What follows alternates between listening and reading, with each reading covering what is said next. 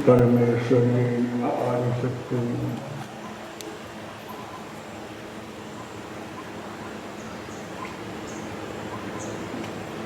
प्रणय त्रिवेदी कहीं बोल मन सांभळा नहीं। अब थोड़ी कान में तकलीफ थी गई है, अच्छा सांभळा तो मेरे को लगा अच्छा बोले होंगे। आप लोग तारीफ पढ़ रही थी ना, इसलिए लगा कि कुछ अच्छा बोले तो ही तारीफ पड़े। इस अंदाज से लगता है कि कुछ ऐसे ही बात बोले होंगे जो कि आप लोगों को ताज्जुब लगा होगा।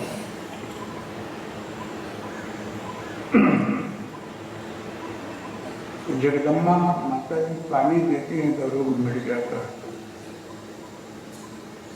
मंत्र लाने में निमित्त तो मैं बना हूँ। मंत्र जो है इसके अधीन देवता है, मंत्र के अधीन देवता है और मंत्र ब्राह्मण के अधीन है।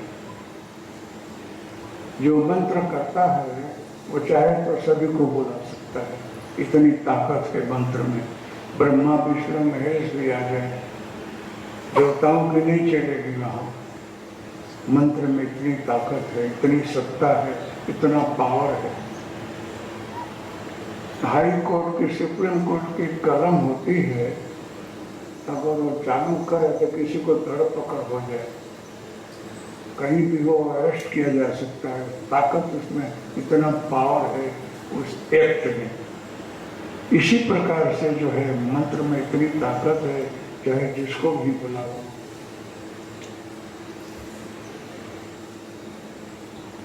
मैं भी अभिनम तत्सत करता हूँ, लेकिन हमको इतना चमत्कार नहीं होता है, खबर नहीं क्यों।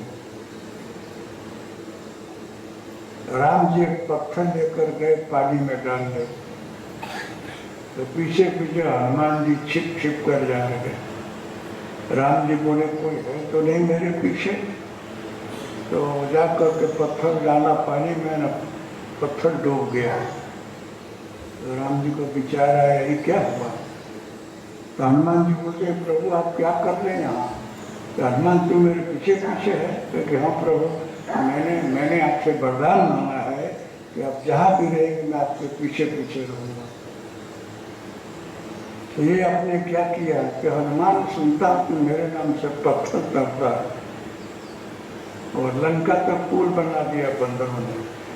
हमको गले नहीं उतर जाए कि पत्थर पानी में तैरता होगा। लेकिन सुन रहा हूँ कि सब सही बोल रहे हैं कि हो रहा है।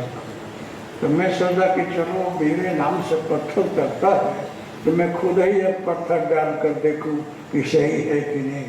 मैं डाला तो डूब गया। तो मेरे को विश्वास नहीं हो रहा है कि मेरे नाम से पत्थर तैरता होगा।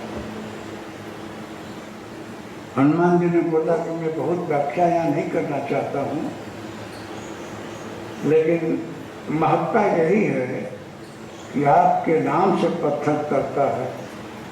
आपका नाम जो है पत्थर को पकड़ रखता है।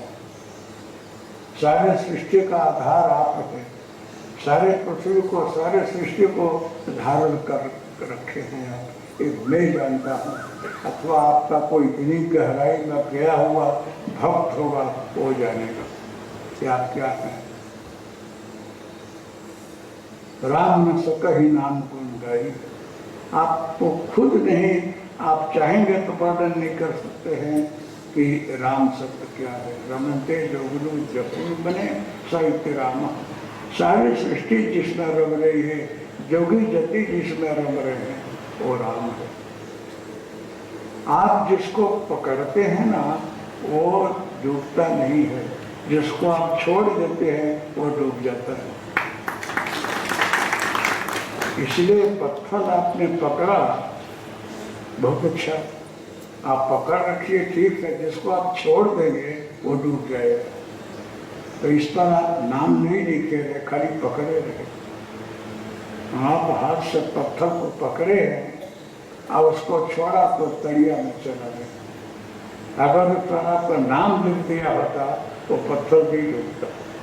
लेकिन आप खुद ट्राई करने गए, टेस्ट करने गए, तो इसका रहस्य तो यही है कि जिसको आप पकड़ते हैं वो करता है, वो विजय प्राप्त करता है। जिसको आप छोड़ देते हैं ना, वो डूबने लगता है, उसको खबर नहीं पड़ती है मैं कहाँ क्या हो रहा है मेरे लिए।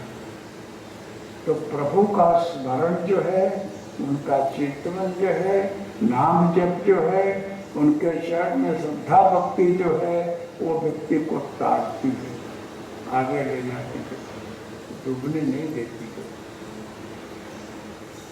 मैंने कई बार ऐसा देखा है कि मैं भी जब करूँ ये हो जाए, लेकिन मेरे से होता नहीं है कि मैं क्या जानता हूँ। जब करता हूँ तो महाराज यहाँ दिखते हैं, मेरे हृदय में बैठे हैं, हंसते रहते हैं। कभी कभी ऐसा मुझे आज अनुभव सुना रहा हूँ होता है, तो मैंने बोला कि ये खरेखर आप मेरे अंदर दिखते हैं और मैं भावना भी करता हूँ, मेरे सहस्रार में है, आज्ञा चक्र में, हृदय चक्र में है, हर जगह आप हैं। हो सकता है कि मेरी भावना है, और एक बात हो सकता है कि अब सब जगह है। खुदे खुद तर्क करता हूँ, खुदे खुद का उत्तर लेता हूँ। बोलते हैं कि देखो, ब्रह्म सत्यम जगत मिथ्या, ब्रह्म सच्चा है, जगत मिथ्या है। मूर्ति है, एक कलसा है, एक गिलास है, एक थाली है, ये सब सच्चा नहीं है। लेकिन घाट जो है वो इसको बोल रहा है, थाली है, गिलास है, लोटा है, कलसा है, गागर है। हम लोग घाट को पकड़ रखते हैं, तत्व को नहीं। तत्व जो है मैं हूँ, घाट जो है ये मेरी माया है। ब्रह्म सत्यम जगत मिथ्या, जगत मिथ्या है, ये सच्चा नहीं है। सच्चा तत्व है जो सोने पीतल और तांबे से बना हुआ है। वो घाट जो है वो सबको आकर्षित करता है, सबके मन में वो घाट ही बैठा रहता है। तत्व का ख्याल कोई नहीं करता, कोई नहीं समझता कि आ तांबा है, पीतल है, आ छे। ई घाट में पकड़े ने घाट છે માયા છે અને નથી। જે હોવા છતાં નથી એને અંદર બહુ પ્રીતિ હોય છે, મોહ હોય છે, આસક્તિ હોય છે, એ માયા છે। માયા એટલે છાયા, છાયા હોતી નથી, પણ અગર પ્રકાશ પડે તો છાયા આવે, અને પૂર્ણ પ્રકાશ થઈ જાય તો છાયા ગાયબ થઈ જાય છે। છાયા એ માયા છે, સાચી નથી છતાં સાચી લાગે છે। कलसा, लोटा, गागर एम ज बोले, तांबा न बोले। आकाश जो है, आकाश सर्वत्र व्याप्त है, हमारे अंदर बाहर भीतर सब जगह है। आपके नाक में, पेट में, मुख में खाली जगह है, सब जगह आकाश है।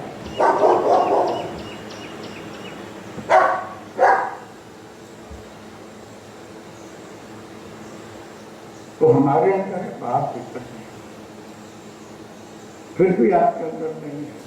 शरीर जब पड़ जाए, टूट जाए, नष्ट हो जाए, शरीर छूट जाए, तो आकाश होने का वही है, वो इधर से उधर हिलता नहीं है। आकाश का आवागमन नहीं होता है, वो आपके अंदर चोटा हुआ नहीं है, लगा हुआ नहीं है, वो पकड़ा हुआ नहीं है आपको, लेकिन है जरूर।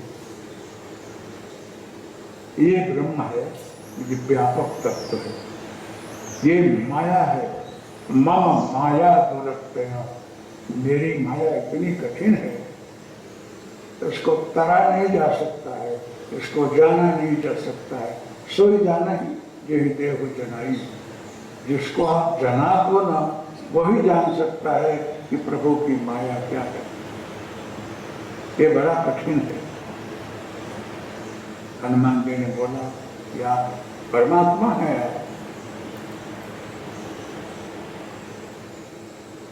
राम शब्द है संस्कृत में, व्याकरण में राम राम राम, सात विभक्ति होती है और सातवें में इसका रूप चलता है। फिर भी राम शब्द की इतनी व्याख्या है बड़ी कि इसका कहना मुश्किल है। आप पूर्णावतार हैं। प्रभु मैं यहाँ आया, राम जी बोल रहे हैं, मेरे नाम से ही कर रहा है, मैं समझ नहीं पाता हूँ कि मेरी सीता का हार हो गया, मैं बन बन उसको ढूंढ रहा हूँ, कहाँ कहाँ भटका, बंदर हमारी मदद कर रहे हैं, फिर भी मैं भगवान हूँ। कभी कभी आप लोग के हम कोई भी अपने स्वरूप को भूल जाते, समझ नहीं पाते हैं कि क्या हो रहा है। मैंने किसी को विधि बताया, उसका भला हो गया, किसी को भस्मी भी अच्छा होगा, किसी को पानी भी अच्छा होगा, और हमको कुछ प्रतीति नहीं होती कि मेरे अंदर क्या है। मम माया दुरत्या, मेरी माया इतनी प्रबल है कि समझ में नहीं आती है। तो हनुमान बोल रहे हैं कि आपको एक खबर है, कितने जन्म की एक कथा है। ब्रह्म भोजन में ब्राह्मणों ने श्राप दिया है, तो रावण राजा में से रावण कुंभकर्ण बने, बाण प्रताप। नारद जी ने आपको श्राप दिया कि आप भी मेरे तरह से नारी के बेड़े में भटकोगे। ये सब आप जानते हैं, सब स्वीकार कर लिए हैं, फिर इसमें भी आ जाने हो करके फिर ज़्यादा आपको कुछ ख्याल नहीं है। ये आपकी माया है, ये आपकी लीला है, आपको सब कुछ खबर है कि क्यों हो रहा है, क्यों सीता का हरण हुआ, क्यों मैं भटक रहा हूँ, क्यों फिर रहा हूँ, सब खबर है, फिर भी आप मौन हैं। आप राम अखंड व्याप्त हैं, फिर भी आप अजाना होकर अभी हमसे कुछ कह रहे हैं। आप सबको खबर है कि आप पीछे के जन्म में कहाँ से जन्म लेते हुए यहाँ आए हो, और दुख सुख भी आप भोग रहे हो। कभी आप बहुत सुखी हो, कभी दुखी हो, कभी समस्या में आप परेशान हो जाते हो, कभी बहुत खुश हो जाते हो कि आज प्रभु मेरा सब काम कर दिया। कि आपको खबर नहीं है कि कभी क्यों विपरीत हो रहा है और कभी क्यों अनुकूल हो रहा है। भस्मी देने से, पानी देने से अच्छा होता है, इसके पीछे है क्या? कोई साधक कभी किसी समय बहुत बड़ी तपस्या किया हुआ है, उसके मन में संकल्प है कि सर्वे भवन्तु सुखिनः, सर्वे सन्तु निरामयाः, सर्वे भद्राणि पश्यन्तु मा कश्चित् दुःखभाग्। उसके मन में संकल्प रहा होगा कि मैं कुछ अच्छा करूं, किसी का भला करूं, किसी का कल्याण करूं, किसी का मंगल करूं, वो समय पक रहा है। उस साधक को निमित्त बना करके वो शक्ति काम कर रही है, करती है वो सद्गुरु की शक्ति काम कर रही है, निमित्त आप बन रहे हो। आपको जश दे रहा है, हमको जश दे रहा है, आपको दुख सुख हो रहा है, आप में कर्म का फल। मुझे भगवान तक भगवान कभी दर्शन दिए हैं, तो इस जन्मों का पूर्ण नहीं है। ये कितने जन्मों से भटकते भटकते मैं यहाँ आया हूँ। ये मत समझना कि इसी जन्म में मिल गए। कितना मैं सोचता, मुझे समझ में नहीं आता है। जैसे पत्थर डाला में डूब गया, मेरे से ही डूब जाता है। ये जटाशंकर कभी कभी सोचकर हैरान हो जाता हूँ कि यार आप कैसे एक दिन भर रहा गया, वहाँ इतना वर्ष निकालते हैं, न सोने को, न खाने को, न पीने को, आधार कुछ नहीं। क्यों? परीक्षा बहुत होती है। ये माता जी आपको पानी देती है कि जो कुछ देती हैं, इनके पीछे का जन्म जीवन देखो ना, हैरान हो जाओगे। ये एक बार कर्नाटक की कन्नड़ में इनका जन्म है, शायद अपने से भूल गई होगी, और उसमें जन्म लेकर के साधना कर रही है। जब भगवान आते ही इनको बताए हैं, मैं वहां बैठा हूं। अच्छी साधक रही है, अब बहुत कुछ ऐसा संकल्प करा इसका, शरीर छूट गया, किचन में, फिर यहाँ आकर मेरे साथ जुड़ी। हमारा आपका दूसरे का सबका किसी के साथ कुछ ऋणानुबंध है जो हमको ख्याल नहीं है। हनुमान जी बता रहे हैं राम जी को कि आपके अवतार, आपकी लीला, माँ जानकी का हरण, इसके पीछे कुछ है। सुख और दुख अपने किए हुए कर्मों का फल है। हम जो कुछ करते हैं उसका फल हमको मिलता है। हम अच्छा व्यापार न करें, व्यापार करेंगे अच्छा धन कमाएंगे। अगर व्यापार में कुछ खोट गई तो खोट हमको होगा। अच्छी खेती है और उसको खेल करके बीज बोते हैं, अच्छी उपज होगी। बीज नहीं बोएंगे कुछ नहीं होगा, उषर जमीन पड़ी हुई है। अवश्य समय भोक्तव्यम कृतम कर्म शुभाशुभम न भोगते क्षेत्रे कर्म। कर्म का फल भोगे बगैर क्षय नहीं होता है, भोगना ही पड़ता है। हम है कि आपको कोई दुख आता हो कि सुख आता हो, उसमें न घबराना चाहिए, न नर्वस होना चाहिए, न बहुत प्रसन्न हो जाना चाहिए। आपको यही मानना चाहिए कि जो मेरा कर्म का फल आज उपस्थित है, फल देने वाला परमात्मा है, कर्म करने वाला मैं हूँ। आज मैं बहुत सुखी हूँ। मेरे यहाँ सैकड़ों लोग काम कर रहे हैं, हजारों लोग काम कर रहे हैं। मैं फैक्ट्री का मालिक हूँ, एक जगह मैं मैनेजर हूँ। कितने लोग मेरे हाथ नीचे हैं। हमारे नीचे हाथ काम करने वाले पत्थर माटी गारा उठा रहे हैं, जमीन खोद रहे हैं, और मैं यहाँ आराम से बैठे बैठे संचालन कर रहा हूँ। उतना मेहनत मैं नहीं करता हूँ जितना ये लोग कर रहे हैं। इसका मतलब क्या है? आप बड़े नसीबदार हो, भाग्यशाली हो। किसी दिन आपने अच्छा कर्म किया है, उसका फल यहाँ भोग रहे हो कि घंटली दबाते हो और वहाँ आदमी दौड़ कर आता है, सर क्या है? सर बोलता है कि क्या आदेश है, कि पानी ले आओ, चाय ले आओ। आदेश का पालन आपको करना है। सर तो बैठे हुए पंखा के नीचे और एसी के अंदर बैठे हुए, काम आप कर रहे हो। वो सर ने क्या किया है? पीछे का जन्म कुछ अच्छा कर्म किया है, जिसका परिणाम अभी वो भोग रहा है यहाँ आकर के। पीछे का जन्म उसका अच्छा है। अभी भी जो आप हम करेंगे वो हमको भोगना तो है।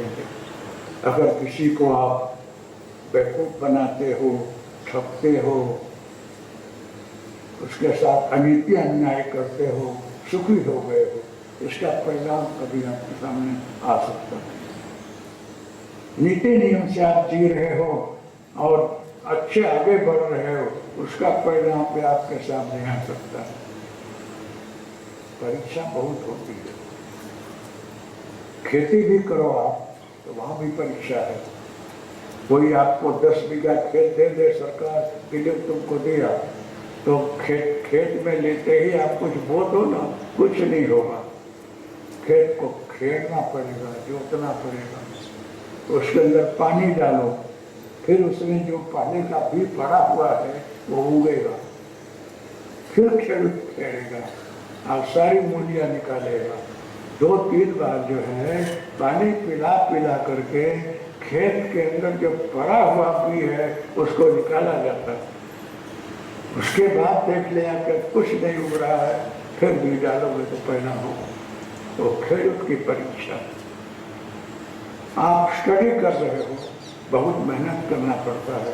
फर्स्ट भी आ सकते हो, सेकंड भी आ सकते हो, थर्ड भी आ सकते हो, नाबाद भी आ सकते हो और गोल्ड मेडल भी ले सकते हो। आपके ऊपर आपकी मेहनत कितनी है। आप जो है माँ बाप से पैदा हुए हैं, माँ बाप की शरीयत निभाओ।